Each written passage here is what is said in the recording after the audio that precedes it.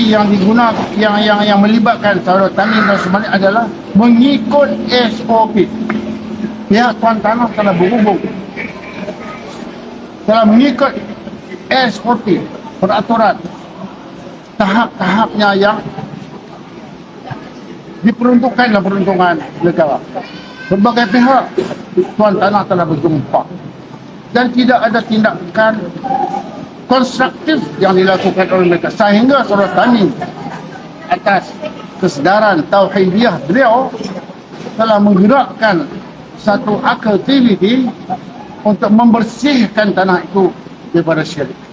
Kita tidak mengganggu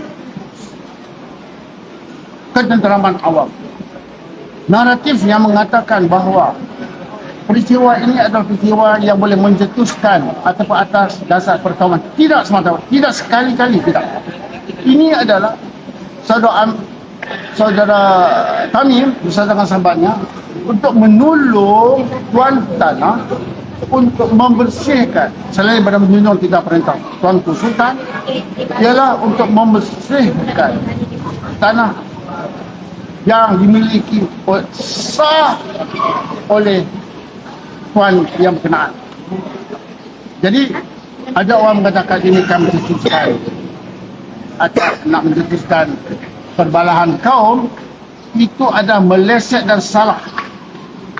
Yang mencetuskan isu ini menjadi api yang besar ialah golongan politician yang tidak mengesahkan kedaulatan undang-undang. Politician ini lah yang memecah belahkan masyarakat, bukan isu ini. Saya ulang balik bahawa ahli politik chauvinis inilah, mereka itulah yang sebenarnya memecah belahkan masyarakat. Kalau mereka juga mengikut peraturan